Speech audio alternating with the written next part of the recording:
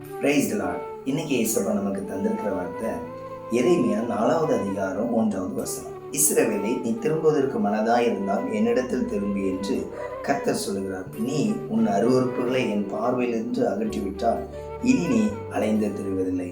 இயேசுப்பா இன்னைக்கு நம்மளை பார்த்து சொல்றாங்க, இஸ்ரவேலே, நீ திரும்புவதற்கு மனதாய் இருந்தால் என்ன பண்ணு, என்னிடத்தில் திரும்பு. ஏன் ஆண்டவர் இந்த வார்த்தையில என்னிடத்துல திரும்பு? எந்த நபர் இயேசு கிட்ட கடந்து போறாங்களோ அவங்களுடைய வாழ்க்கையில மாற்றம் உண்டாகும், அவங்களுடைய வாழ்க்கையில ஒரு நன்மையை பார்க்க முடியும். இன்னைக்கு நம்ம நிறைய போராட்டங்கள், சில சூழ்நிலைகள். இன்னைக்கு கூட ஒரு சகோதரி சொன்னாங்க, நான் ரொம்ப கஷ்டப்படுறேன் ஐயா, ரொம்ப கஷ்டப்படுறேன்.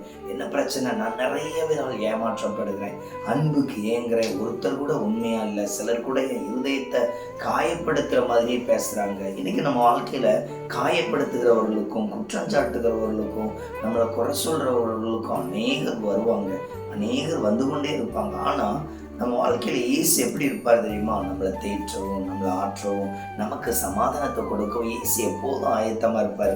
அதனால தான் பைபிளில் ஒரு வசனம் சொல்லியிருக்கு, நீ மனம் திரும்புதலுக்கு ஏற்ற என்ன பண்ணுங்க, கனிகளை கொடுங்கள். இதில் போட்டிருக்கு, என் பார்வையில் நீ என்ன பண்ணு, இந்த அருவருப்புகள் அப்படின்னா என்ன?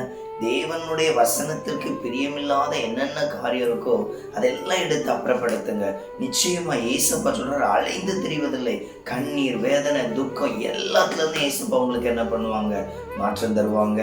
நீங்க கர்த்தர் இடத்துல திரும்புங்க. இயேசு நிச்சயமா உங்க வாழ்க்கையில எந்த இடத்துல நீங்க கலங்கிருக்கிறீங்களோ அந்த சூழ்நிலையை மாற்றி அநேகருக்கு முன்பாக உங்களை உயர்த்துவாங்க. சோமனோமா ஸ்தோத்திரிக்கிறோம் பிதாவே, இந்த வார்த்தைகளுக்கு நன்றி. இந்த அருமையான வேளையிலும் இந்த வார்த்தையை கேட்டுக்கொண்டிருக்கிற ஒவ்வொரு பிள்ளைகளையும் கர்த்தர் ஆசீர்வதிங்க. கண்ணீர், வேதனைகள், ஏமாற்றங்கள், தகப்பனை, தவிப்பு எல்லாத்திலிருந்தும் விடுதலை உண்டாகட்டும்.